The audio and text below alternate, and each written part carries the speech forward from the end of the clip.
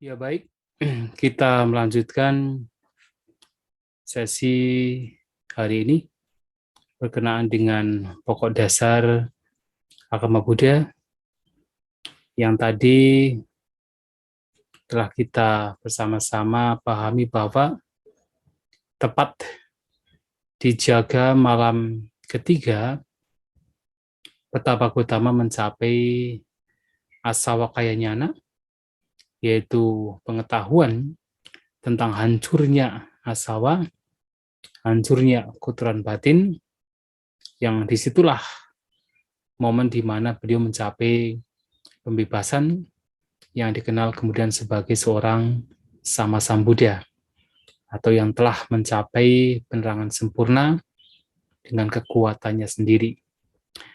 Dan sesuai dengan cerita yang terdapat di kitab ulasan, terutama di Nidana Atakata dari Jataka Atakata, beliau Sang Buddha telah mencapai pencerahan masih selama 7 minggu berada di sekitar pohon Bodhi. Jadi dalam 1 minggu berada di bawah pohon Bodhi untuk merasakan yaitu pencapaiannya. Kemudian juga dalam satu kesempatan 1 minggu beliau sebagai wujud respect atau wujud dari terima kasih beliau kepada pohon Bodhi, kemudian memandangi pohon Bodhi selama 7 hari. Beliau juga berada di bawah pohon beringin, Nigrodha, pohon Rajayatana. Nah, jadi selama 7 minggu beliau masih berada di sekitar pohon Bodhi. Nah, tetapi kemudian setelah itu beliau merenungkan bahwa dhamma yang beliau capai ini bukan sesuatu yang sepele. Beliau mengatakan, Mayang damo adigato gambiro dudaso duranubudo santo panito atakawacaro nipuno pandita vedanio. Bahwa dhamma yang telah saya capai ini sangat dalam, gambiro atau gambira. Sulit untuk dilihat, dudaso. Sulit untuk dipahami, duranubudo. Dan dhamma yang telah beliau capai ini sifatnya adalah agung, mendamaikan, santo. Panito, agung atau unggul. Dan juga attakawacaro, tidak bisa dipahami hanya dengan logika. Jadi dhamma beliau ini sebenarnya tidak bisa sekedar dengan logika kemudian seseorang mengalaminya. Tidak bisa. Ini puno sangat halus, sangat lembut. Pandita vedanio, dan harus dipahami, harus dialami oleh para pandita atau mereka yang bijaksana. Nah, apa dhamma yang telah beliau capai? Tidak lain adalah Padijjasamuppada, yaitu hukum atau ajaran yang menunjukkan kepada kita semua bahwa segala sesuatu muncul karena sebab. Dan di sini mengacu pada bagaimana duka penderitaan itu muncul karena sebab-sebab, dan bagaimana ketika sebab-sebab yang memunculkan duka itu lenyap, duka juga akan menjadi lenyap.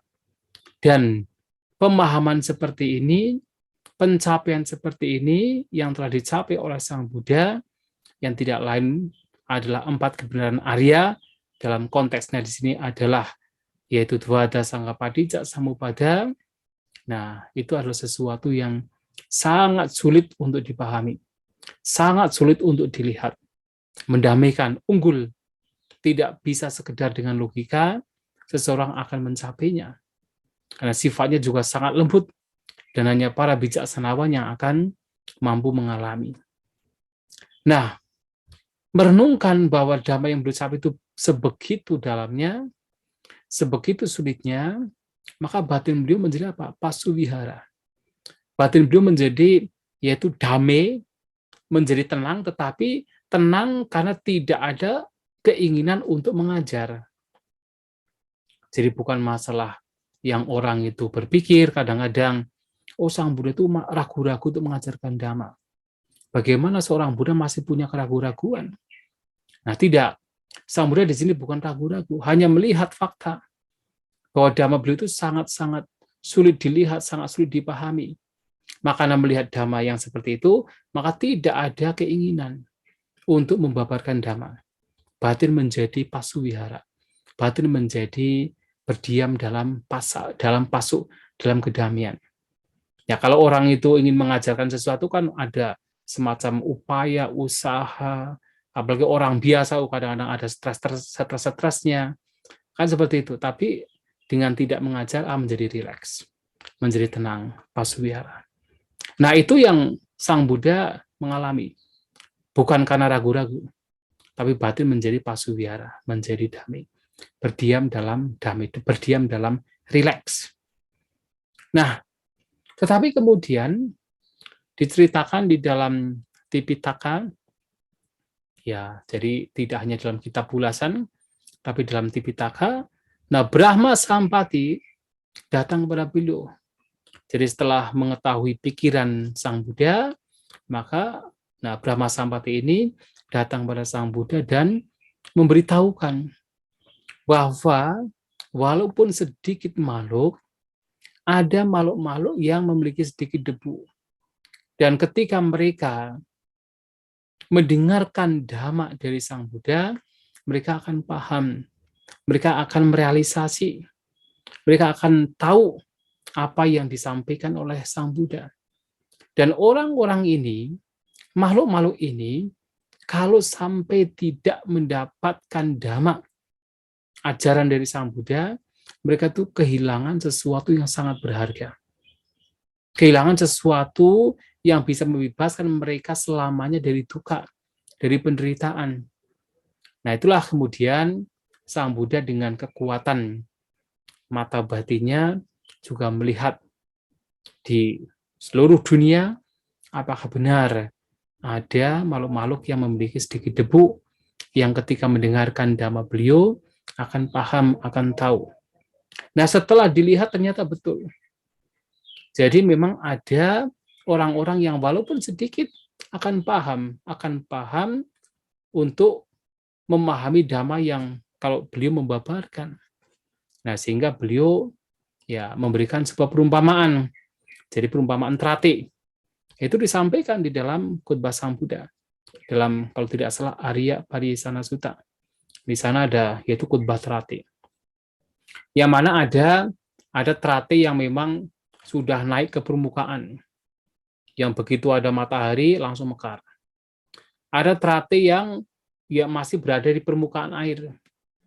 Yang itu juga akan gampang mekar. Tapi ada juga terati yang memang dia itu tumbuh di air, berada di air dan akhirnya mati juga di air. Nah, di sini diumpamakan oleh Sang Buddha, memang ada orang-orang yang ketika mendengarkan Dhamma dari Sang Buddha itu langsung paham. Mudah sekali paham. Seperti terati yang sudah berada bahkan di atas permukaan air, begitu matahari itu muncul, langsung mekar. Tapi ada juga terati yang berada di permukaan air. Yang itu juga kalau dilatih, orang demikian kalau dilatih juga akan apa? Akan paham Dhamma yang dibabarkan oleh Sang Buddha. Tapi memang ada terati yang berada di dalam air. Jadi tumbuh di dalam air, meresap di dalam air, dan bahkan mati di dalam air, dimakan oleh binatang air. Nah, memang orang-orang seperti ini memang ya sulit untuk bisa memahami Dhamma. Nah, tetapi karena ada orang-orang yang akan paham dengan Dhamma yang nanti kalau Sang Buddha membabarkan, maka Sang Buddha memutuskan untuk bagaimana kalau membabarkan Dhamma. Tapi kira-kira siapa? Orang-orang yang memang batinnya sudah matang, layak patut untuk mendengarkan Dhamma beliau. Muncullah atau terpikirlah dalam batin beliau, yaitu dua guru meditasi, Alarakalama dan Udaka Ramaputa.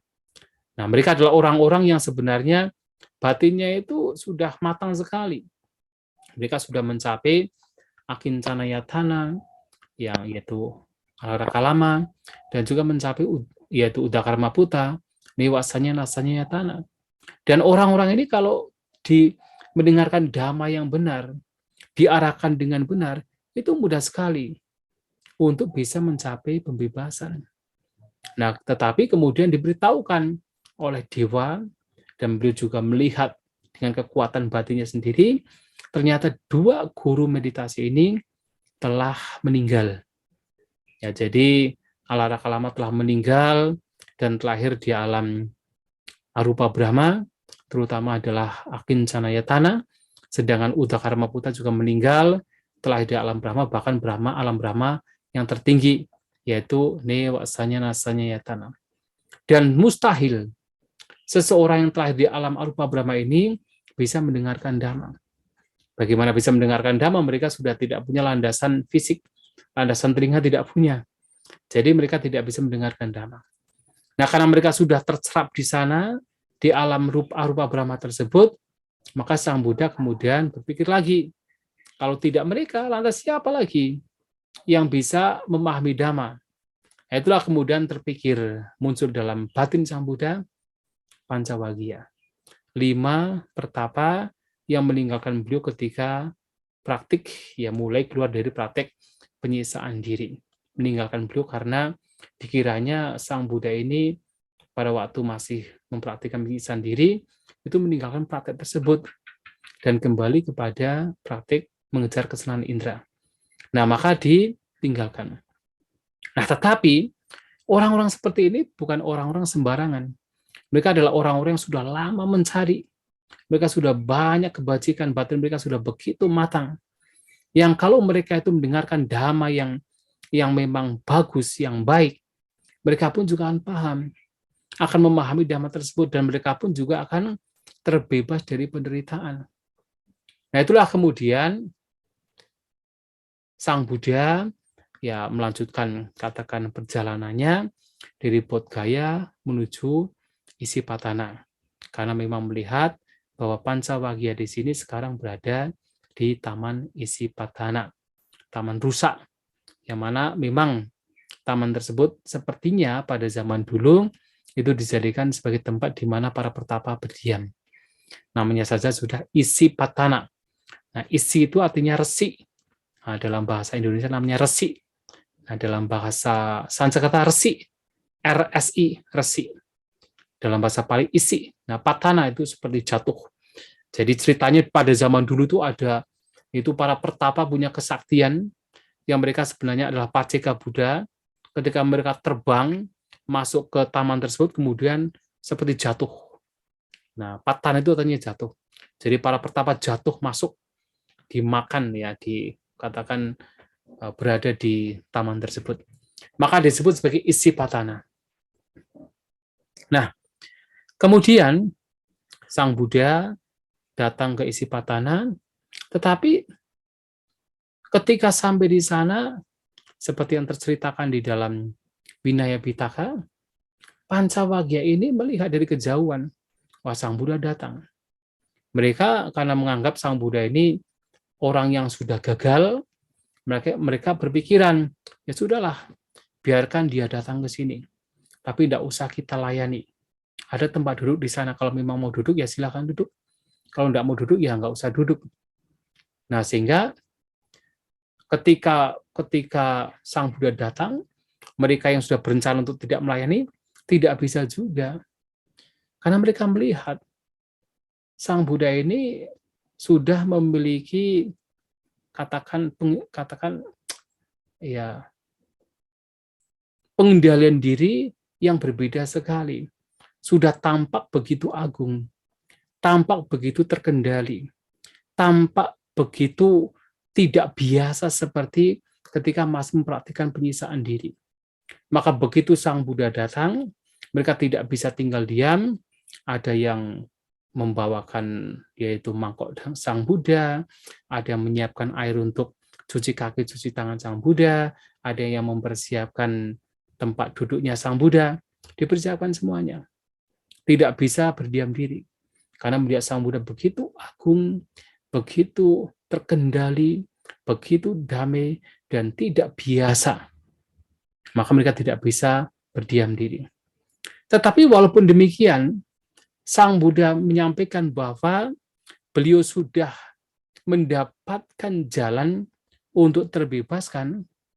Pancawagya ini tidak percaya. Mereka berpikir, wah Sang Buddha sudah kembali kepada kesenangan indera. Bagaimana beliau bisa dikatakan telah mencapai jalan atau telah menemukan jalan yang membawa kepada pembebasan.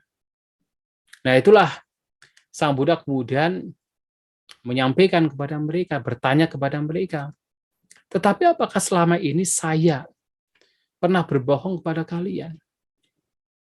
Nah, baru mereka tersadar, karena selama ini Sang Buddha sebagai seorang petapa itu tidak pernah berbohong.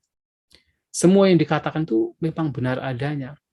Nah, demikian pula, apa yang dikatakan Sang Buddha ini bahwa telah mencapai, katakan pembebasan, mencapai yaitu jalan yang membawa kepada pembebasan, itu juga bukan omong kosong. Bukan sesuatu yang katakan kebohongan, itu benar adanya. Nah, itulah kemudian mereka baru mau mendengarkan. Nah, di situ Sang Buddha membabarkan khotbah pertama dari beliau. Yang itu sebenarnya khotbah yang berisikan inti ajaran beliau, pokok dasar agama Buddha, yaitu tidak lain adalah khotbah tentang 4 kebenaran Arya. Nah, ini terdapat di dalam khotbah pertama dari Sang Buddha. Nah, mengapa disebut sebagai khotbah pertama? Karena sebenarnya Sang Buddha ini sebelum membabarkan yang kita kenal sekarang sebagai Dhamma Cakkappavattana Sutta, beliau sudah membabarkan beberapa yaitu khotbah lainnya. Ketika ada Brahmana datang kepada Sang Buddha, ketika Sang Buddha berada di bawah pohon Nigrodha, ada 2 Brahmana datang, Sang Buddha juga memberikan sedikit yaitu wejangan kepada mereka. Kemudian ketika ada naga yang dikenal sebagai Rajayatana, juga Sang Buddha memberikan wejangan kepada naga tersebut. Bahkan ketika ada Tapusa dan Balika, ya sebenarnya tidak hanya sekedar bincang-bincang Tapusa Balika memberikan makanan, kemudian mendapatkan relik rambut dari Sang Buddha, tapi tentunya juga ada wejangan kepada Tapusa dan Balika. Mengapa kemudian mereka kemudian berlindung kepada Buddha dan Dhamma? Sudah ada wejangan. Tetapi kenapa Dhamma Cakkappavattana Sutta ini dikatakan sebagai khotbah pertama? Atau lebih tepatnya adalah pemutaran Dhamma. Jadi Dhamma, pemutaran roda Dhamma. Jadi Dhamma Cakkappavattana. Pavattana adalah memutar, rolling. Nah, Dhamma, cakra adalah roda Dhamma. Memutar roda Dhamma. Nah, kenapa dikatakan sebagai pemutaran roda Dhamma? Karena di Dhamma Cakkappavattana Sutta inilah khotbah inti dari Sang Buddha ini ditemukan, dibabarkan. Sebelum itu tidak ada khotbah inti dari beliau. Walaupun kepada para Brahmana, kepada naga Rajayatana, kepada Tapusa Baluka, itu tidak ada khotbah intinya. Khotbah intinya itu diberikan Sang Buddha di Dhamma Cakkappavattana Sutta. Pemutaran roda Dhamma. Yang karena ini adalah inti dari ajaran beliau, maka dikatakan sebagai khotbah pemutaran ya roda Dhamma yang tidak bisa diputar balik oleh siapapun.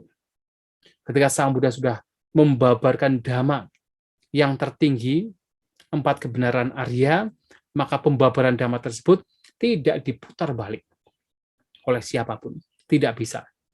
Mungkin ada orang yang punya kekuatan supaya orang tidak bisa ingat terhadap apa yang disampaikan Sang Buddha, tidak bisa. Tidak bisa diputar balik.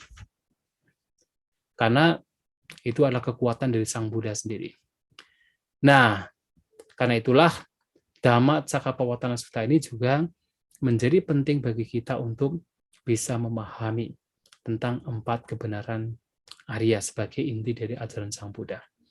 Tetapi, Sang Buddha biasanya ketika mengajarkan Dhamma, itu tidak biasanya serta-merta mengajarkan 4 kebenaran Arya. Biasanya beliau itu akan mengajarkan hal-hal yang sifatnya membawa batin si pendengar untuk menjadi teguh terlebih dahulu. Untuk menjadi punya keyakinan terlebih dahulu. Untuk bisa terbebas dari 5 rintangan terlebih dahulu. Nah, seperti misalnya sebagai contoh, membabarkan Dhamma kepada yaitu pemuda Yasa. Ya, Yasa. Nah, Yasa ini sebelum mendapatkan pembabaran tentang 4 kebenaran Arya, nah Sang Buddha memberikan yaitu apa itu ya praktik berdana. Pentingnya praktek berdana. Apa itu praktek kemoralan. Apa itu tentang saga, alam-alam kedewaan, alam-alam surga. Apa itu kemudian bahwasanya alam surga pun juga memiliki bahaya. Ada bahaya dari kesenangan indera. Nah, kemudian juga membabarkan tentang manfaat dari nikkama, manfaat dari meninggalkan kesenangan indera. Nah, dengan batin Yasa ini sudah menjadi teguh, menjadi yakin, ya niwarana, 5 rintangan batin juga menjadi lenyap, batin menjadi lembut, menjadi kamania atau workable, bisa diarahkan kemana saja, ingin diarahkan terutama ke hal-hal yang baik. Nah, barulah kemudian Sang Buddha membabarkan 4 kebenaran Arya sebagai khotbah tertinggi dari para Buddha. Buddhanang Samukha Desana. Jadi khotbah terkemuka, yang terdepan, yang tertinggi dari para Buddha adalah 4 kebenaran Arya. Nah, seperti itu dilakukan Sang Buddha dalam berbagai kesempatan. Nah, salah satunya adalah kepada Pancawagya. Sebelum Sang Buddha membabarkan ajaran inti beliau, yaitu 4 kebenaran Arya, beliau punya kewajiban untuk bagaimana batin dari Pancawagya ini menjadi terbebas dari keraguan. Ya, karena seperti yang kita ketahui, Pancawagya ini berpikir Sang Buddha telah kembali kepada praktek mengejar kesenangan indera. Pertama. Yang kedua, mereka berpikir bahwa satu-satunya jalan yang membawa kepada pembebasan adalah jalan menyiksa diri. Nah, mereka punya 2 pandangan ini. Itulah kenapa kemudian Sang Buddha perlu untuk menyampaikan kepada Pancawagya ini agar melepaskan 2 pandangan ini. Sang Buddha menegaskan bahwasanya praktik mengejar kesenangan indera itu tidak membawa kepada pencerahan. Hino, gamo, potujaniko, anaryo, anata sanghito. Bahwa praktik mengejar kesenangan indera itu adalah hina, rendahan, adalah gama, kampungan. Jadi kalau kita bicara orang kampungan, itu bukan karena tinggal di kampung, bukan karena pakaian compang-camping, bukan karena barangkali HP-nya murahan, tidak. Tetapi justru orang kampungan dalam spiritualitas adalah orang yang hidupnya hanya untuk mengejar kesenangan indera. Gamo. Hino gamo potu janiko. Potu jana, dari kata putu jana. Putu itu banyak, jana itu manusia. Manusia banyak. Nah, potu janika ini adalah praktek yang dilakukan oleh kebanyakan manusia. Ya memang kebanyakan manusia itu ya yang mereka lakukan tidak lain adalah mengejar kesenangan indera. Kemanapun apapun yang dilakukan adalah kebanyakan adalah untuk kesenangan indera. Kalau kita perhatikan di jalan-jalan semua ada advertisement, ada plakat-plakat, itu semua tuh berkenaan dengan kesenangan indera. Dan itu disebut sebagai potu janika, atau praktek yang sebenarnya umum untuk manusia pada umumnya. Nah, potu janika. Anario anata sangito. Anario adalah tidak mulia, bukan Arya. Anata sangito adalah praktek yang tidak membawa kepada manfaat, atau justru adalah praktik yang membawa ketidakmanfaatan. Itu adalah anario. Nah, Sang Buddha menegaskan kepada Pancawagya ini, kepada Pancawagya, bahwa beliau itu tidak kembali kepada praktek mengejar kesenangan indera. Beliau menegaskan bahwa praktek ini tidak membawa kepada pencerahan. Nah, ini yang pertama. Nah, yang kedua, Sang Buddha juga penting untuk memberitahukan bahwasanya praktek penyiksaan diri juga sama. Praktek penyiksaan diri yang Pancawagya ini berpikir bahwasanya satu-satunya jalan yang membawa pada pencerahan itu pun juga sebagai bukan jalan. Atta kilamatanu yogo, doko anario anata sanghito. Bahwa praktek penyiksaan diri ini pun juga bukan sebagai jalan. Karena apa? Karena sifatnya adalah memberikan duka, memberikan yaitu penderitaan fisik, dan juga anaria. Tidak, istilahnya adalah Arya, bukan sesuatu yang nobel, bukan sesuatu yang mulia, bukan sesuatu yang sifatnya Arya. Dan juga adalah anata sanghita, tidak membawa kepada manfaat, justru membawa kepada ketidakmanfaatan.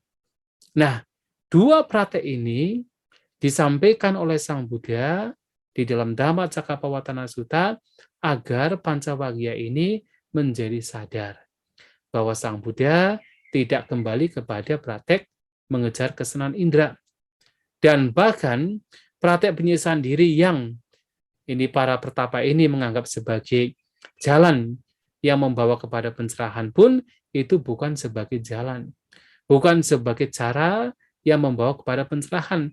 Itu hanya menimbulkan duka, menimbulkan sesuatu yang tidak bermanfaat. Anata sanghita. Nah, baru kemudian Pancawagya ini menjadi sadar, oh ternyata selama ini anggapan mereka terhadap Sang Buddha salah. Mereka menganggap Sang Buddha ini atau Petapa Gautama ini telah kembali kepada kesenangan indera, itu salah. Dan anggapan mereka bahwasanya praktek penyiksaan diri adalah jalan yang membawa kepada pencerahan, itu pun juga salah. Itu tidak benar. Nah, lantas mereka tentunya bertanya-tanya dong. Lantas kalau dua praktek ini tidak membawa kepada pencerahan, tidak patut, tidak layak untuk dipraktikkan oleh para pabajita yang meninggalkan kehidupan berumah tangga untuk mencari apa yang baik, yaitu pembebasan, lantas apa? Jalan apa yang bisa membawa kepada pembebasan? Nah, disinilah kemudian Sang Buddha menyampaikan, Ubo ante anupagama, majjhima patipada, tathagata abhisambuta. Tathagatena abhisambuta. Nah, jalan yang ditemukan oleh Sang Buddha adalah jalan yang meninggalkan, menjauhi dua tepian tadi, ubo anta. Anta itu artinya tepian atau pinggiran. Dua anta, dua tepian. Jalan yang membawa jalan yang menjauhi dua tepian. Yang tidak lain adalah majjhima patipada atau jalan tengah yang direalisasi oleh Sang Tathagata. Nah, ini yang menjadi jalan yang membawa kepada pembebasan. Bukan jalan mengejar kesenangan indera dan juga bukan jalan yaitu mempraktikkan penyiksaan diri yang pada waktu itu Sang Buddha sebagai seorang bodhisattva juga pernah mempraktikkan. Itu juga bukan sebagai jalan. Nah, jalan yang ditempuh adalah jalan tengah. Nah, jalan tengah ini bukan seperti jalan yang kemudian mengatakan mengakomodir separuh kesenangan indera dipraktikkan, kemudian separuh penyiksaan diri kemudian dilakukan, tidak. Jalan tengah di sini adalah jalan yang memang menghindari dua tepian. Jadi tidak melipir ke tepian kanan atau tepian kiri. Ya, jadi tidak nyimpang ke sana atau nyimpang ke sini. tapi berada di tengah, majima, pada jalan tengah. Jadi menjauhi. Kalau ke sana mendekati jalan, misalnya Kamesu Kama Sukalikan Yoga. Kalau ke sini mendekati jalan, yaitu Atta Kilamatan Yoga. Maka berada di tengah, artinya menjauhi. Menjauhi artinya adalah tidak, ya katakan campur tangan dengan kesenangan indera dan juga dengan praktek penyisaan diri, karena menjauhi, ya mengambil jalan tengah, yaitu menjauhi jalan dua jalan tepian, ya berada di jalan tengah. Nah, jalan tengah ini tidak lain adalah jalan mulia berunsur 8 atau Arya Atanggika Magga, jalan mulia berunsur 8 yang menjadi solusi agar seseorang bisa terbebas dari dukkha. Tidak lain adalah samadhi yang tadi telah disampaikan, sama sangkapa, sama waca, sama kamanta, sama ajiwa, sama vayama, sama sati, dan juga sama samadhi. Nah, jalan mulia berunsur 8 inilah yang menjadi solusi bagi seseorang agar terbebas dari penderitaan. Nah, setelah menyampaikan tentang jalan tengah ini, atau Arya Adanghika Magga ini, Sang Buddha kemudian menyampaikan tentang 4 kebenaran Arya, tentang 4 kebenaran mulia. Nah, yang menjadi menarik sebelum kita membahas 4 kebenaran mulia adalah 4 kebenaran mulia ini seperti yang tadi telah disampaikan di awal sekali, merupakan inti dari ajaran Sang Buddha. Artinya, seluruh ajaran Sang Buddha yang Sang Buddha babarkan sejak beliau yaitu mencapai pencerahan sampai beliau parinibbana, sebenarnya semua ajaran Sang Buddha itu tidak bisa dipisahkan dari 4 kebenaran Arya. Semua bisa dikorelasikan, bahkan ajaran-ajaran beliau lainnya itu diberikan kepada beliau untuk apa? Supaya pemahaman tentang 4 kebenaran Arya itu menjadi semakin lengkap, semakin sempurna. Nah, tujuannya demikian. Maka apakah itu adalah Padijja Samuppada, atau berkenaan dengan hukum karma, atau berkenaan dengan tilakana, berkenaan dengan meditasi, apapun itu, ajaran Sang Buddha itu selalu berkorelasi dengan 4 kebenaran Arya. Nah, sebagai contoh adalah Padijja Samuppada. Padijja Samuppada itu sebenarnya sebuah hukum di mana menunjukkan kepada kita bahwa semua hal, semua fenomena itu muncul karena sebab-sebab. Dan bukan sebab tunggal, karena berbagai macam sebab. Dan ketika sebab-sebabnya tidak ada, maka fenomena yang seharusnya muncul itu juga tidak muncul. Sehingga semua hal, semua fenomena di alam semesta itu masuk dalam kategori Padijja Samuppada.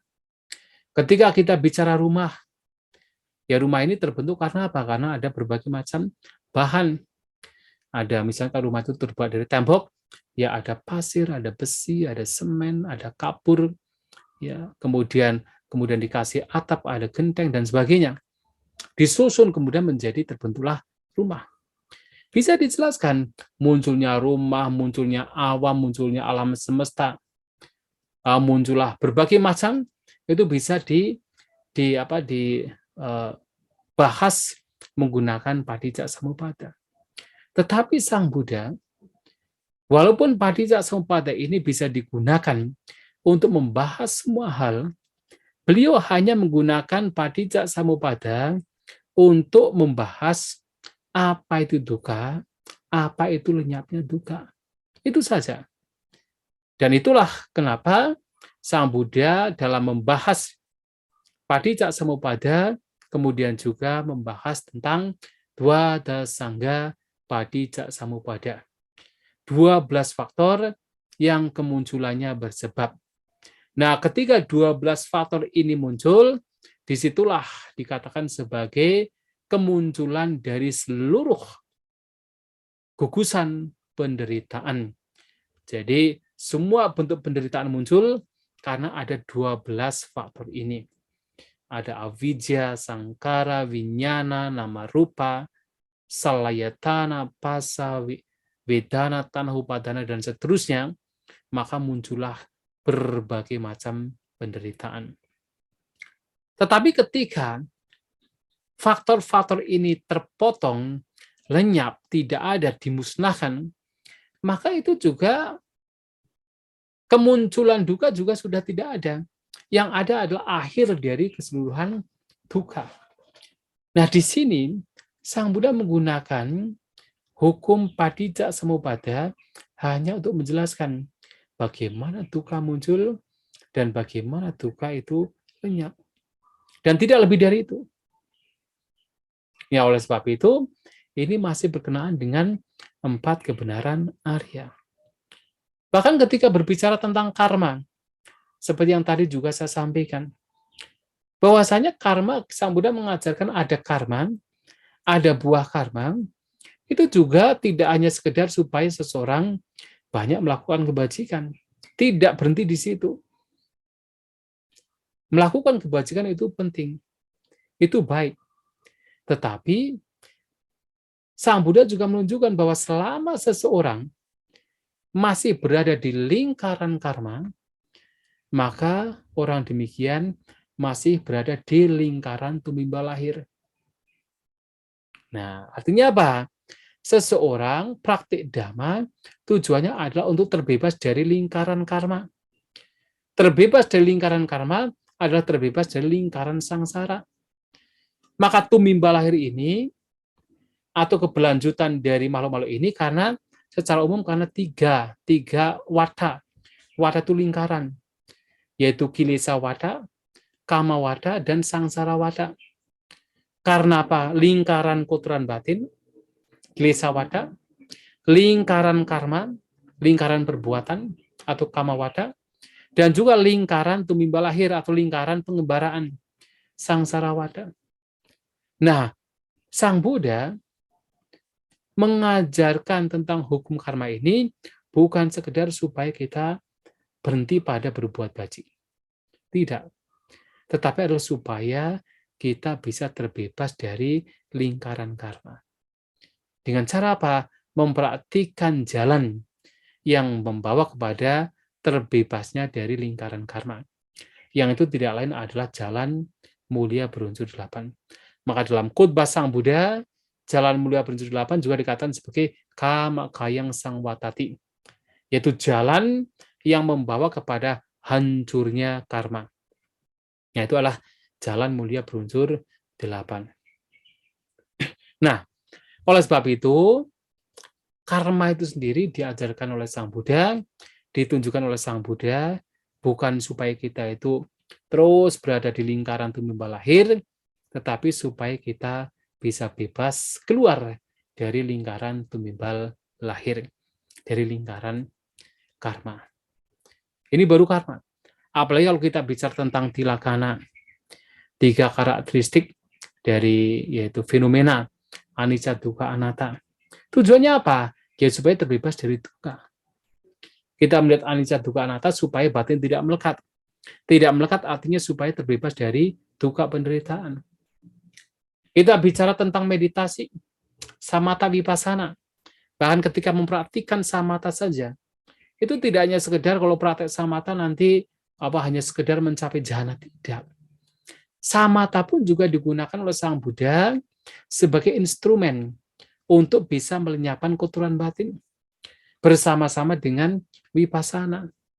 Jadi tidak hanya sekedar kalau samatha itu hanya jhana, vipassana baru kesucian, tidak. Baik samatha dan vipassana, dua-duanya adalah senjata yang ketika mereka digabung membawa kepada kesucian. Vipassana saja hanya pemahaman saja, tanpa ada ketenangan batin, ya tidak bisa. Ketenangan batin saja kalau tidak ada pemahaman yang benar, ya seperti para pertapa lain. Mencapai konsentrasi tingkatan tinggi, tetapi masih berada di lingkaran tumimba lahir. Maka berbicara tilakana juga adalah untuk terbebas dari duka, terbebas dari penderitaan. Ya, sampai di sini sebelum dilanjutkan, mungkin ada pertanyaan, saya persilahkan.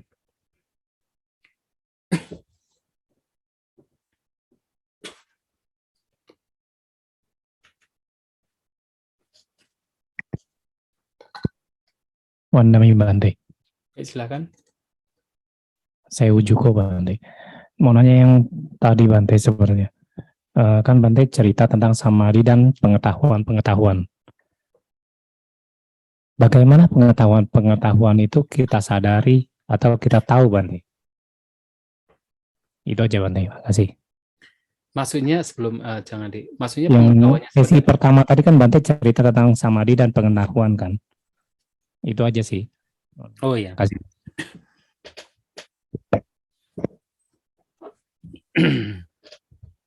Secara sederhana, pengetahuan di sini mengacu kepada pengetahuan anicca dukkha anatta. Jadi pengetahuan tentang ketidakkekalan, tentang dukkha dan juga tentang anatta. Tapi pengetahuan di sini tidak hanya sekedar teori. Ya, teori itu harus dimiliki terlebih dahulu. Tapi juga adalah pengetahuan yang teraplikasikan ke dalam praktik. Seperti misalnya sebagai contoh yang paling sederhana adalah anicca.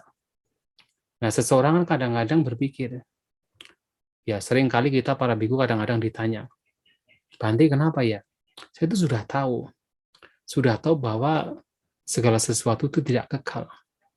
Tapi begitu orang tua saya meninggal, orang terdekat saya itu tidak ada, atau saya kehilangan sesuatu yang saya cintai, kok masih menderita ya? Nah, padahal saya tahu memang segala sesuatu adalah tidak kekal. Tapi kenapa masih menderita? Nah, pengetahuan itu penting yang pertama. Tetapi yang kedua adalah bagaimana pengetahuan yang demikian itu harus dikembangkan. Bagaimana mengembangkan? Selalu merenungkan. Merenungkan tentang ketidakkekalan. Itu direnungkan. Direnungkan setiap kali, setiap saat, bahkan pokoknya semaksimal mungkin untuk selalu melihat segala sesuatu adalah tidak kekal.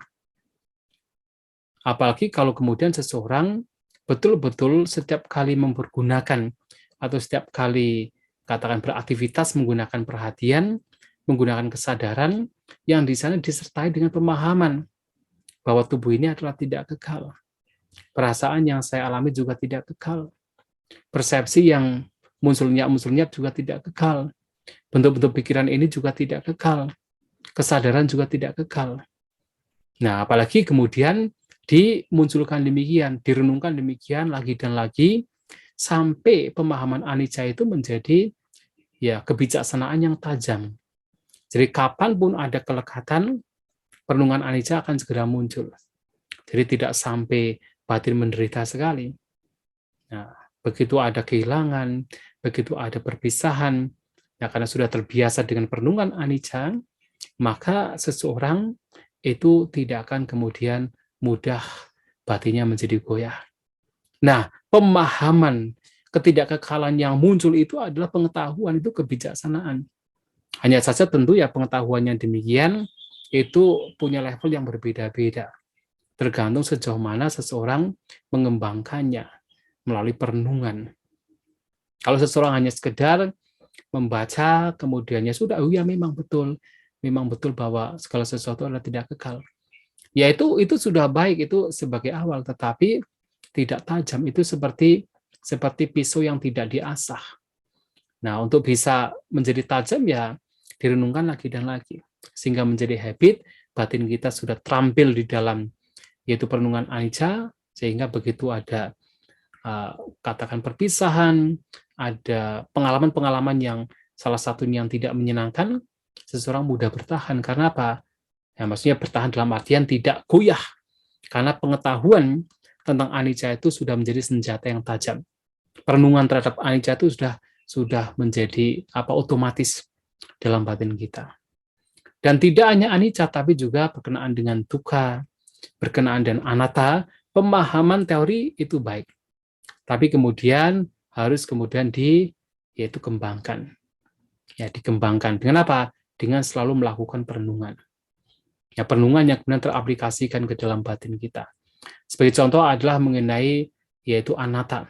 Ya, kita tahu bahwa ya tidak ditemukan dalam 5 gugusan ini keberadaan diri, karena semuanya itu berubah. Nah, tetapi kenapa anggapan ini begitu kuat? Maka tidak hanya sekedar teori saja, tetapi juga dikembangkan, diaplikasikan ke dalam yaitu latihan kita. Setiap kali ada anggapan tentang diri yang ya paling tidak yang kasar, yang kuat, itu muncul, kemudian disadari. Ini hanya sekedar pikiran saja. Ini hanya sekedar persepsi saja.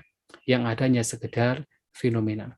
Sehingga tidak ada yaitu persepsi yang kuat berkenaan dengan aku. Yang ada hanya sekedar fenomena. Just be like that. Nah, seperti itu pengetahuan yang demikian yang sudah dimiliki, dikembangkan lagi dan lagi, direnungkan lagi dan lagi, menjadi habit, kebiasaan, sehingga ketika kemudian ada sesuatu yang di situ terutama kotoran batin muncul, yang termanifestasi ke dalam barangkali arogansi, kekecewaan, kegelisahan, kekhawatiran. Nah, kemudian perenungan terhadap anatta itu akan secara otomatis muncul di sana sehingga melepaskan yaitu pikiran-pikiran yang buruk. Nah, pengetahuannya demikian adalah pengetahuan adalah nyana. Itu secara simpelnya, sederhananya demikian. Sementara apa itu samadhi? Samadhi di sini mengacu kepada yaitu batin yang tenang, batin yang tidak berpencar, batin yang terpusat, batin yang teguh. Jadi samadhi itu ya definisinya adalah cittasa titik, cittasa awikepo, cittasa ekagato samato. Jadi cittasa titik yaitu batin yang teguh, keteguhan batin. Cittasa awikepo, batin yang tidak berpencar. Cittasa ekagata, batin yang terpusat. Ya. Kemudian samato juga, samata itu juga samadhi. Ya, batin yang tenang itu adalah samadhi. Nah, sebenarnya samadhi di sini bisa muncul bahkan dari perenungan dhamma juga. Perenungan anicca, dukkha, dan anatta juga bisa memunculkan yaitu ketenangan batin. Bisa memunculkan samadhi.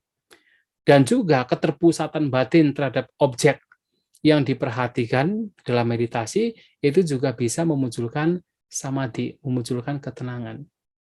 Nah, tentunya ya siapapun yang pada waktu itu batinnya tenang, tenang karena ya perenungan dhamma terutama, batinnya menjadi tenang.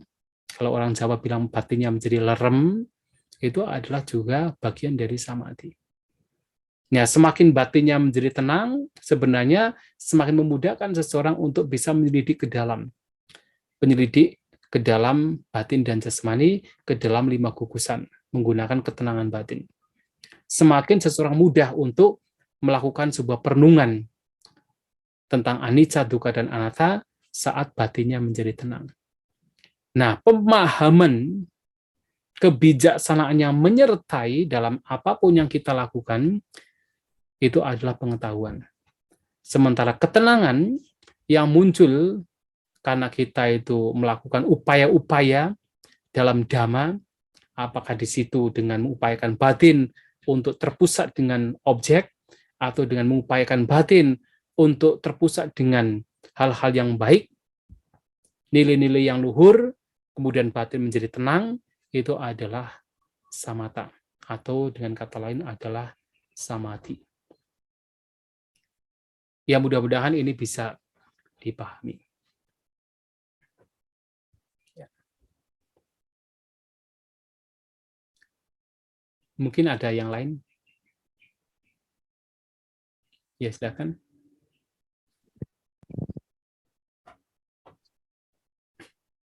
Nami Bante, saya Nyanito, mohon izin bertanya. Saya khawatir ada pandangan yang salah. Sebelum belajar banyak pada masa kesempatan ini, saya berpikir tentang kesadaran. Tapi barusan juga saya mendengar Bante ada mengatakan kesadaran itu adalah tidak kekal. Jadi tidak ada diri, anatta, Bagaimana penjelasannya Bante supaya tidak ada kekeliruan dalam mengerti tentang kesadaran, karena kan kita gimana ya, yang dikejar adalah berkesadaran gitu. Hidup yang berkesadaran seperti itu. Terima kasih Bante. Ya. Ya, yang saya sampaikan, yang perlu juga saya tegaskan di sini, tadi yang dimaksud kesadaran lebih mengacu kepada winyana. Nah, winyana yang kalau dalam bahasa Inggris itu kan diterjemahkan sebagai consciousness, yang kemudian secara umum diterjemahkan sebagai kesadaran.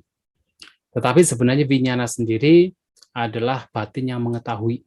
Dari kata wijanati, wijanati idang wucati winyana. Karena mengetahui, jadi ia mengetahui maka disebut winyana. Jadi batin yang mengetahui adalah winyana, yang kemudian secara umum itu diterjemahkan sebagai kesadaran. Ya, dalam hal ini, kalau kita bicara winyana, kesadaran, yaitu tidak kekal. Kesadaran kan ada 6. Mata, telinga, hidung, lidah, jasmani, dan juga pikiran. Ketika mata melihat objek, itu adalah kesadaran mata. Ketika telinga mendengarkan suara, itu di situ yang muncul ada kesadaran telinga. Ketika hidung membawahi bebauan, di situ adalah kesadaran hidung. Ketika lidah merasakan rasa makanan, di situ ada kesadaran lidah. Ketika jasmani merasakan sentuhan, di situ ada kesadaran, yaitu jasmani. Nah, ketika itu hanya pikiran saja, ya itu di situ adalah kesadaran pikiran. Nah, kesadaran itu terdiri dari 6. Dan itu tidak kekal. Kenapa? Karena sesungguhnya pada saat kita melihat, betul-betul melihat, itu tidak ada kesadaran telinga, tidak ada kesadaran hidung, tidak ada kesadaran lidah. Yang ada itu hanya kesadaran mata. Tapi kemudian ada suara yang kemudian berbenturan dengan telinga kita. Maka muncul apa? Muncul kesadaran telinga. Ketika kesadaran telinga itu beroperasi, sebenarnya tidak ada kesadaran mata, hidung, lidah, jasmani, tidak ada. Yang ada hanya kesadaran telinga. Jadi, itu perubahannya. Tidak bisa dipertahankan. Kita tidak bisa kemudian sepanjang waktu hanya menggunakan kesadaran mata. Tidak bisa. Jadi, mencencang terus misalnya dengan mata kita. Pokoknya tidak boleh mendengar, tidak bisa. Begitu ada suara yang terdengar, yaitu sudah berubah menjadi kesadaran telinga. Begitu ada bebauan yang tercium, itu sudah berubah menjadi kesadaran hidung. Dan pada saat satu kesadaran muncul, maka kesadaran lain tidak bisa muncul. Maka berubah. Nah, tetapi yang dimaksud oleh Abuso adalah barangkali adalah kesadaran yang sering diterjemahkan untuk menerjemahkan istilah sati. Ya, sati. Yang orang sering gunakan, kita harus hidup berkesadaran, kita harus hidup berperhatian, itu adalah sati sebenarnya. Nah, kata sati memang memiliki yaitu berbagai makna.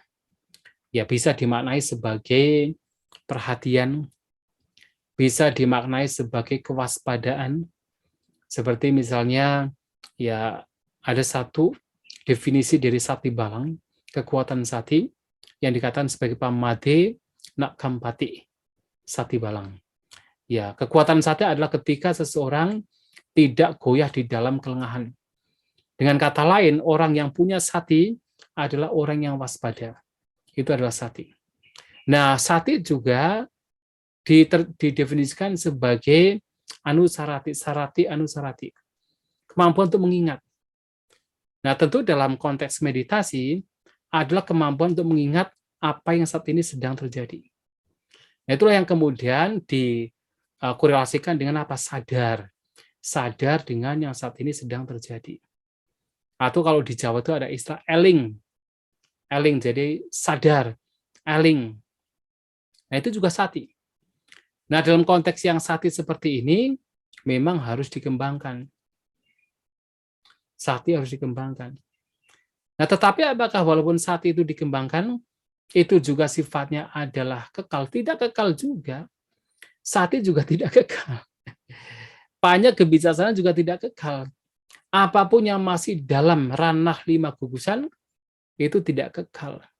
Sati, panya itu bagian dari 5 gugusan. Bagian dari sangkara. Nah, jadi sati dan sanya dan panya, kebijaksanaan itu bagian dari sangkara, atau dengan kata lain bagian dari cetasika. Dan apakah itu kekal? Ya tidak kekal juga. Bahkan pada akhirnya juga sati dan panya, walaupun sudah dikembangkan sedemikian rupa, itu juga harus padam juga.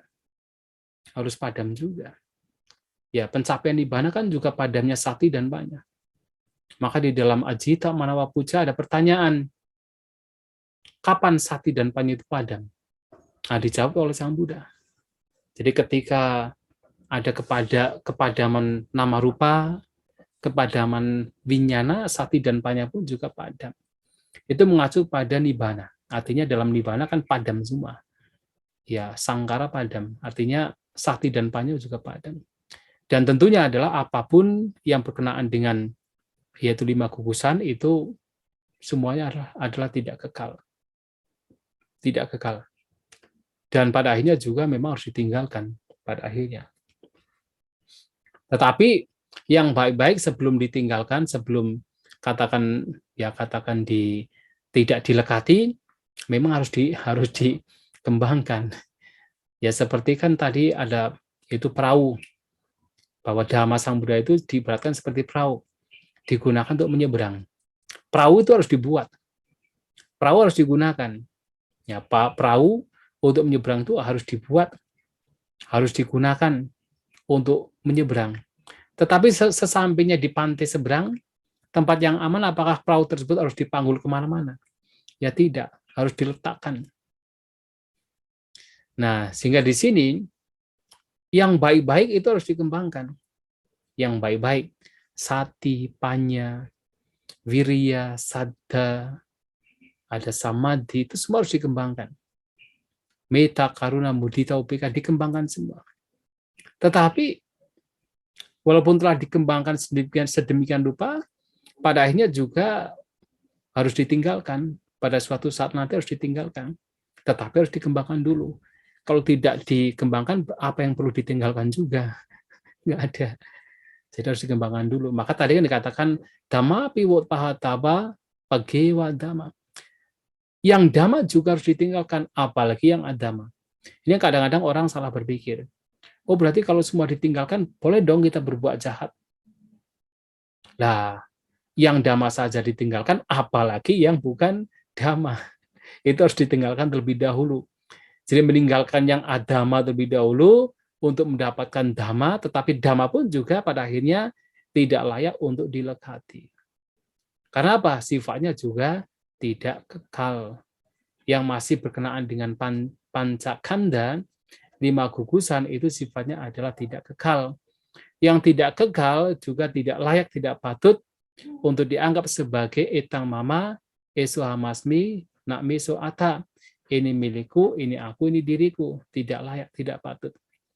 Maka kemelekatan terhadap mereka pun juga tidak layak untuk dilakukan. Tetapi ini semua kan sebenarnya kan proses. Ya dalam hal kita melatih batin kan, batin memang sudah begitu lama untuk katakan terseret ke dalam suka dan tidak suka terhadap ya semua fenomena, termasuk yang baik-baik sekalipun. Yang kita anggap memberikan manfaat, memberikan kebaikan, itu kemudian kita lekati erat-erat. Nah, tetapi tanpa disadari itu pun juga menjadi rintangan. Ya buktinya kan orang belajar Dhamma dengan sangat baik, ya dengan teori-teori Dhamma yang sebenarnya memang bagus, memang baik, tetapi kemudian muncul sebuah kecenderungan menganggap bahwa oh ini saja yang paling benar, yang lain semua salah. Ada kecenderungan demikian kadang-kadang. Ya, tetapi padahal belum mempelajari dhamma yang dipraktikkan oleh orang lain. Nah, tetapi ya itulah makanya pada akhirnya semua harus ya dilepas, ditinggalkan. Ya, demikian ya. Terima kasih. Ada mungkin yang lain?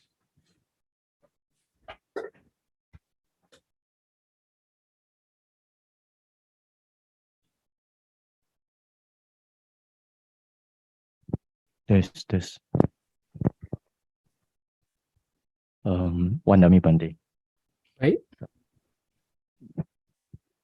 Saya bertanya Bante berkenaan ini Bante.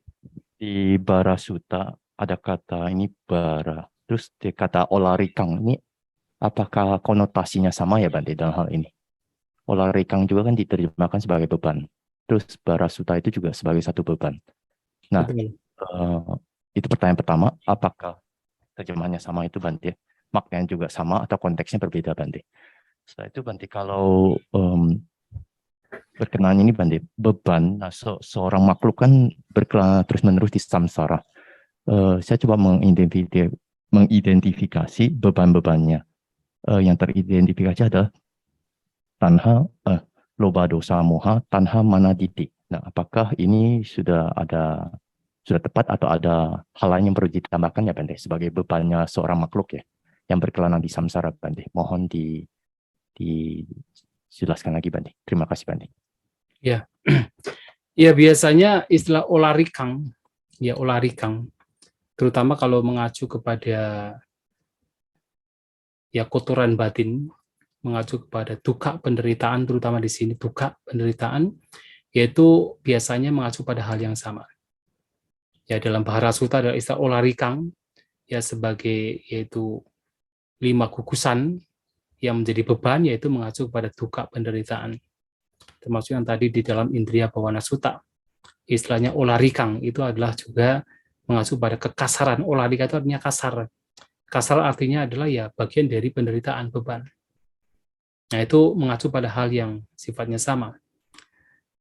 Nah, tetapi juga kadang-kadang ada istilah olarikang yang merupakan bagian dari ya 11 faktor dari masing-masing gugusan, yang salah satunya adalah olarika. Ya, olarika di sini adalah kasar. Ya, kasar di sini ya mengacu kepada pembagian. Kalau seseorang terlahir di alam manusia, nah alam manusia itu kasar kalau dibandingkan dengan kelahiran di alam dewa, Catu Maharajika. Kalau seseorang terlahir di alam Catu Maharajika, maka Catu Maharajika itu kasar dibandingkan ketika terlahir di alam Tawatingsa, dan seterusnya begitu.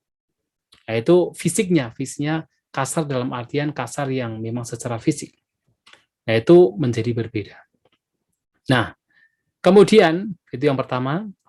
Yang kedua, kalau kita mengatakan apa yang disebut sebagai bara, sebenarnya 5 gugusan itulah sebagai bara, sebagai bebannya. Yang menjadi masalah itu adalah yang nenteng itu. Tahu nenteng kan? Yang mengangkat itu. Jadi 5 gugusan itu memang sudah beban, tetapi akan menjadi beban itu kalau ditenteng, kalau diangkat itu. Nah, yang mengangkat ya memang ya tanha, mana, didi, loba, dosa, moha. Ya memang demikian. Jadi apapun kotoran batin yang ada di sana, itu sebenarnya adalah kekuatan yang menenteng itu atau mengangkat beban itu. Itu yang menjadikan seseorang itu mengangkat beban. Karena ada tanha, ya ada nafsu keinginan, nah 5 gugusan ini diangkat. Karena ada mana pembandingan, ya kemudian diangkat juga 5 gugusan ini. Kemudian karena ada didi pandangan tentang adanya self diri, 5 gugusan itu ya dibawa kemana-mana, diangkat. Nah, itu yang menjadi masalah memang. Nah, sehingga 5 gugusan ini yang adalah beban, itu harus diletakkan. Nah, bagaimana meletakkan? Yaitu dengan tidak memiliki kotoran batin, atau dengan melenyapkan kotoran batin. Ya, kalau kita bicara kotoran batin, ya akar dari semua kotoran batin kan loba dosa moha. Itu adalah akarnya. Jadi semua hal kotoran batin itu berakar dari 3 ini. Loba dosa moha. Termasuk yaitu tanha, mana, didi, ya sebenarnya akarnya dari loba dosa moha. Dari keserakahan, kebencian, dan dari ketidaktahuan, ya, kebodohan. 3 ini.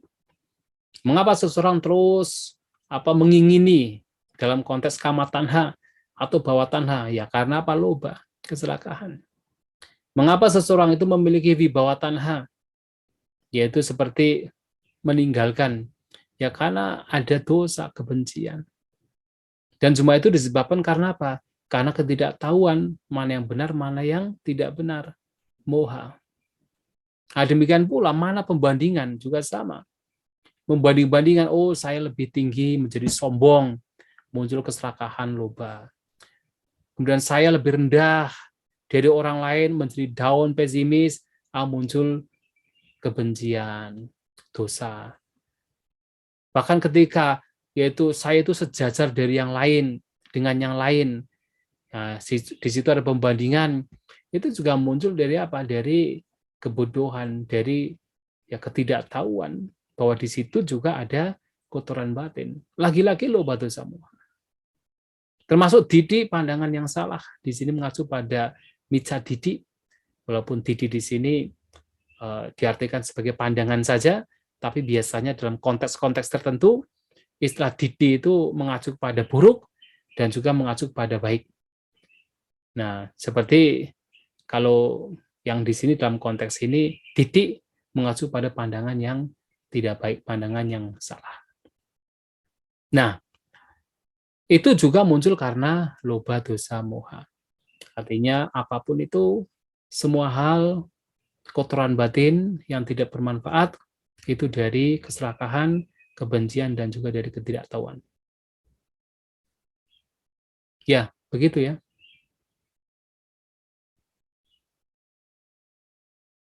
Ya, silakan.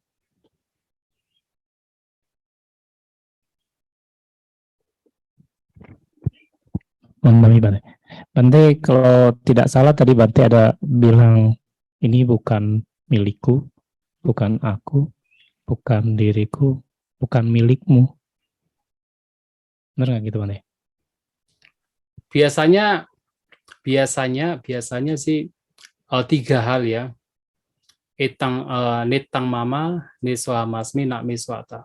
Renungannya, ini bukan milikku, ini bukan aku, ini bukan diriku. Itu biasanya demikian. Tetapi Bukan sebenarnya, milikmu, ya, yang bukan milikmu itu nggak ada memang Bante. So, kemarin baca memang, di yang Tipitaka Centing itu juga cuma 3 sih Bante. ya betul. Cuma hanya saja, ketika mengatakan ini bukan milikku, ya sesungguhnya juga tidak ada kepemilikan orang lain. Tidak ada yang menjadi milik individu lain. Itu juga harus diartikan di sana juga. Walaupun dalam latihannya itu 3 hal ini, tetapi sebenarnya realitasnya juga tidak ada kepemilikan pada orang lain juga secara realitasnya. Secara kalau kita menggunakan istilah kebenaran ya secara paramata sacanya. Kebenaran tertingginya ya tidak ada kepemilikan orang lain. Maka kalau kita membaca khotbah lain, yaitu yang terdapat di dalam Alagadupama Sutta, itu ada 6 jenis pandangan. Ya, 6 jenis pandangan yang di sana memunculkan ya pandangan tentang itu tadi, ini milikku, ini aku, ini diriku. Itu tidak hanya berkenaan dengan yaitu pancakanda, 5 gugusan yang kita miliki, tapi juga berkenaan juga dengan objek-objek luar. Maka selain kita melihat rupa, kemudian vedana, sanya, dan sangkara 4 ini sebagai ini bukan milikku, bukan aku, bukan diriku, juga ditambah lagi, jadi apapun yang dilihat, apapun yang didengar, apapun yang dibaui, apapun yang dikecap atau dirasa, disentuh, itu juga harus dilihat sebagai ini bukan milikku, ini bukan aku, bukan diriku. Kalau ini bukan milikku dan seterusnya, berarti juga bukan milik orang lain. Itu hanya sekedar fenomena. Nah, itu juga menjadi bagian yang menjadi perenungan juga. Termasuk nanti adalah dalam khotbah tersebut, apa yang kita pikirkan, apa yang kita ya selidiki melalui pikiran kita, itu juga bukan sebagai ini milikku, ini aku, ini diriku. Nah, itu juga harus direnungkan di sana. Jadi tidak hanya sekedar pancakanda. Termasuk adalah pada akhirnya di khotbah tersebut soloko soato, soloko soata. Jadi dunia ini adalah diri. yang mana setelah kematian akan kekal sepanjang masa. Ada pernyataan demikian. Ini mengacu pada bahwa keseluruhan dari pengalaman ini adalah sebagai atta, sebagai atma yang akan kekal sepanjang masa. Itu juga harus dilihat sebagai sesuatu yang tidak benar. Nah, kemudian juga ada khutbah lain, namanya Arahanta Sutta. Arahanta Sutta. Nah, di sini ada pertanyaan dari sesosok dewa kepada Sang Buddha. Bertanya kepada Sang Buddha, menyampaikan apakah seorang arahanta ketika menggunakan kata-kata aku, engkau, mereka, itu masih ada notion, ada pandangan atau anggapan bahwa ada I, ada saya, ada aku, ada self. Sang Buddha menyampaikan, ya mereka masih menggunakan kata aku, engkau, mereka. Tetapi mereka tidak memunculkan anggapan bahwa ada diri. Mereka menggunakan bahasa atas dasar skill, keterampilan, menggunakan bahasa tanpa terseret oleh bahasa tersebut. Nah, artinya bahwasanya di sini ada istilah tidak hanya aku saja, engkau, mereka yang berada di luar. Nah, kalau kita sendiri ketika kita itu menggunakan istilah aku, itu seakan-akan ada aku di sini. Ketika kita menggunakan istilah engkau atau kamu atau Anda atau mereka, itu seperti ada self di luar diri kita. Nah, tetapi seorang arahanta tidak demikian. Ketika menggunakan bahasa, istilah engkau, istilah mereka, itu tidak memunculkan anggapan bahwa ada self, ada diri di luar. Nah, artinya latihan yang mereka lakukan ini tidak hanya sekedar dalam konteks yaitu diri sendiri, tapi juga dalam konteks yang berada di luar diri sendiri. Dan ini yang sebenarnya juga ditekankan di dalam Mahasatipadana Sutta. Nah, dalam Mahasatipadana Sutta, ketika seseorang itu merenungkan apakah itu kaya, jasmani, ataukah widana, perasaan, ataukah cita, batin, ataukah dhamma, yaitu bentukan-bentukan pikiran, di situ tidak hanya merenungkan kemunculan dan pelenyapan atau ketidakkekalannya berkenaan dengan yang ajatang, yaitu yang berkenaan dengan diri sendiri, tetapi juga berkenaan dengan bahida, yang berada di luar diri sendiri. Yang dalam kitab ulasan dijelaskan, melihat ketidakkekalan dari apa yang ada di dalam diri, termasuk misalnya jasmani, kita pun juga melihat ketidakkekalan jasmani yang berada di luar. Nah, dengan kata lain, karena berbicara anatta tidak akan bisa dipisahkan dari anicca. Maka dengan kata lain, melihat bahwa tidak ada diri dalam 5 kukusan ini yang kita alami, itu tidak hanya sekedar yang kita alami, bahkan yang dialami oleh orang lain juga sama. Tidak ada diri. Nah, itu artinya tidak ada yang menjadi kepemilikan. Tidak ada yang menjadi kepemilikan, baik diri sendiri atau orang lain. Tetapi itu mengacu pada paramata saja, karena kalau ini pun disalahpahami, ya orang kemudian akan mengambil seenaknya milik orang lain. Secara samudi kan masih kita menggunakan ini adalah milikku, ini milik orang lain, ini rumahku, ini rumah orang lain, ini uangku, ini uang orang lain, kan begitu. Secara samudi. Nah, kalau kemudian itu dilanggar hanya gara-gara adalah paramata saja kan mengatakan bahwa tidak ada kepemilikan, kemudian mengambil yang secara ya legalitas hukumnya itu milik orang lain, yaitu menjadi chaos nanti. Tapi latihan dalam dhamma ya tidak hanya untuk diri sendiri, tapi apa yang ada di luar ya persis sama dengan apa yang ada di dalam. Yang di dalam itu anicca, dukkha, anatta, yang di luar juga persis sama, yaitu anicca, dukkha, dan anatta. Dan itu juga bagian dari perenungan yang baik untuk direnungkan. Ya, demikian ya.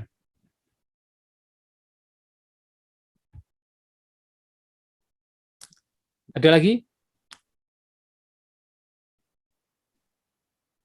Nah, berarti cukup ya. Ya, saya lanjutkan kalau memang tidak ada. Jadi sekali lagi bahwasanya 4 kebenaran Arya ini menjadi inti dari keseluruhan ajaran Buddha. Apapun yang diajarkan Sang Buddha ini selalu berkenaan dengan 4 kebenaran Arya. Apa itu Padijak Samuppada, hukum karma, tilakkhana, meditasi, apalagi nibbana, itu semua adalah berkenaan dengan 4 kebenaran Arya. Itulah mengapa tadi juga saya sampaikan di awal sekali, bahwasanya Sang Buddha dalam khutbahnya mengatakan, Ube cahang bikawe itarahica, dukanca panyapemi duka saca nirudang. Bahwa dari dulu sampai sekarang, yang saya ajarkan itu hanya 2, yaitu tentang penderitaan dan padamnya penderitaan. Dan itu saja. Artinya dari sejak Sang Buddha mencapai pencerahan membabarkan Dhamma Cakkappavattana Sutta, sampai beliau, yaitu parinibbana, bahkan khutbah terakhir beliau, itu semua berkenaan dengan duka dan lenyapnya duka. Nah, khutbah terakhir beliau atau pejangan beliau yang paling terakhir adalah tentang Wayadhama Sanggara Appamadena Sampadita. Ini sebagai contoh. Ini juga sebenarnya berkenaan dengan apa? Yang munculnya duka dan lenyapnya duka. Setidaknya di sini adalah Sang Buddha ya menegaskan kepada kita semua bahwa ada duka, dan untuk mengatasi duka harus seseorang mempraktikkan yaitu appamada. Seseorang harus memiliki kewaspadaan. Yang mana kewaspadaan itu adalah sati itu sendiri, perhatian. Waya dhamma sangkara. Segala sesuatu yang berkondisi mengalami sifat yaitu padam. Dengan kata lain, segala sesuatu yang berkondisi pasti berubah. Tidak bisa dipertahankan. Maka anjurannya adalah di tengah-tengah perubahan appamadena sampadita. Engkau harus berjuang menggunakan kewaspadaan. Harus hidup dengan waspada. Harus hidup dengan perhatian. Harus hidup dengan sati. Harus hidup dengan kesadaran. Karena kalau tidak waspada, tidak penuh kesadaran, tidak punya sati, di tengah-tengah perubahan maka penderitaan yang muncul. Duka lagi. Ya, orang kan kalau tidak punya sati, tidak punya perhatian, ya, ada apa yang menyenangkan, kemudian dilekati. Begitu perubahan terjadi, ya menderita. Ada penderitaan. Lagi-lagi adalah Sang Buddha mengingatkan ada duka loh di tengah-tengah perubahan. Dan supaya bisa terbebas dari duka, maka gunakan appamada. Appamadena. Jadi kata appamada dan ena itu artinya menggunakan instrumen. Menggunakan apa? Appamada. Kewaspadaan, ketidaklengahan. Hidup dengan tidak lengah. Jangan lengah. Nah, hidup dengan ketidaklengahan, dengan kewaspadaan, yaitulah hidup dengan sati, dengan perhatian. Hidup dengan jalan mulia berunsur 8. Ini adalah cara untuk terbebas dari duka penderitaan. Nah, jadi khutbah awal sampai terakhir itu tidak bisa dipisahkan dari 4 kebenaran Arya. Karena itu menjadi khutbah atau katakan ajaran yang paling inti dari ajaran Buddha. Yang ditemukan Sang Buddha dalam upaya pencarian beliau untuk mencapai sang jalan, mencari solusi untuk membebaskan dari penderitaan. Nah, sehingga ketika Sang Buddha di berbagai kesempatan ditanya oleh pertanyaan-pertanyaan yang sifatnya itu tidak bermanfaat, apalagi yang sifatnya spekulatif, nah Sang Buddha tidak akan pernah menjawab. Sebagai contoh adalah ketika beliau ditanya oleh seorang biku bernama Malunkya Buddha, putra dari Malunkya, bertanya tentang 10 pertanyaan yang sifatnya spekulatif, yang pada zaman Sang Buddha itu menjadi pertanyaan-pertanyaan yang populer sekali dibahas oleh para pertapa dan brahmana. Seperti apakah alam semesta ini permanen atau tidak permanen? Apakah alam semesta ini ada batasnya atau tidak ada batasnya? Apakah jiwa dan raga itu sama atau berbeda? Ada 10 pertanyaan yang sifatnya spekulatif. Sang Buddha mengatakan, saya tidak membahas. Nah, tetapi apa yang kemudian beliau bahas? Yang beliau bahas tidak lain adalah 4 kebenaran Arya. 10 pertanyaan yang spekulatif tidak dibahas karena tidak membawa kepada pengetahuan, tidak membawa kepada kebijaksanaan, tidak membawa kepada pembebasan, tidak membawa kepada nibbana. Karena tidak membawa kepada nibbana, maka pertanyaan-pertanyaan yang sifatnya spekulatif ini tidak dibahas oleh Sang Buddha. Nah, kenapa Sang Buddha hanya membahas 4 kebenaran Arya? Karena 4 kebenaran Arya inilah yang membawa kepada pengetahuan, membawa kepada kebijaksanaan, membawa kepada pembebasan, membawa kepada nibbana. Dan ini yang hanya dijelaskan, diuraikan oleh Sang Buddha. Maka ketika beliau berada di salah satu hutan, yaitu hutan Singsapa, ada hutan Singsapa. Nah, kalau Singsapa di Jawa itu, kalau di Indonesia ya itu ada bunga namanya bunga kemuning. Ya, ada bunga kemuning yang bunganya itu putih, wangi, bukan melati. Itu adalah Singsapa. Nah, beliau ketika berada di hutan tersebut bersama dengan para siswanya, mengambil segenggam daun Singsapa dan bertanya, mana yang lebih banyak? Daun yang ada di genggaman saya atau daun yang ada di hutan Singsapa? Wah, para siswanya mengatakan, ya tentu daun yang ada di genggaman Sang Buddha tidak sebanding dengan daun yang ada di hutan Singsapa. Nah, Sang Buddha menyampaikan, demikian pula, apa yang saya ketahui itu sebanyak diumpamakan seperti daun yang ada di hutan Singsapa. Tetapi apa yang saya ajarkan itu hanya segenggam daun ini. Mengapa? Karena sebanyak daun yang ada di hutan Singsapa, pengetahuan-pengetahuan tersebut itu tidak membawa kepada pencerahan, tidak membawa kepada pembebasan. Tetapi daun yang ada di genggaman ini yang sangat sedikit ini membawa kepada pembebasan, yang tidak lain adalah 4 kebenaran Arya. Jadi apa yang disampaikan Sang Buddha itu, kalau menurut Sang Buddha itu sangat sedikit dibandingkan dengan yaitu apa yang diketahui oleh Sang Buddha. Walaupun yang sangat sedikit ini, wah kita keteter, ya tidak paham-paham. Padahal oleh Sang Buddha itu sangat sedikit, tapi pun kita pun merasa itu sangat dalam, sangat luas, ya itu sangat-sangat luar biasa, padahal itu sedikit. Nah, yang ini, nah, Sang Buddha menyampaikan membawa kepada pencerahan. Nah, oleh sebab itu, apa yang beliau sampaikan, yaitu tidak lain adalah 4 kebenaran Arya. Dan ini adalah inti dari ajaran beliau, inti dari ajaran Sang Buddha. Ya, saya kira kalau saya menjelaskan lagi, waktunya juga tinggal 5 menit, itu akan bablas panjang. Dan saya kira untuk hari ini, kalau tidak ada pertanyaan, ya cukup sekian. Dan untuk minggu depan, kita akan membahas lebih detail lagi, apa itu 4 kebenaran Arya. Kalau ini baru gampang katanya, baru sejarahnya. Sejarah munculnya 4 kebenaran Arya. Nanti kita membahas 4 kebenaran Arya di minggu depan. Tapi sebelum kita tutup, kalau masih ada pertanyaan, 1 pertanyaan, saya persilakan.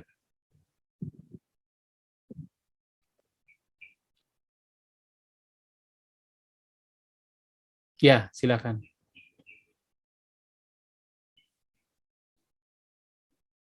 Ya, Pandami Bante. Baik. Mbah, pertanyaannya tentang kesadaran.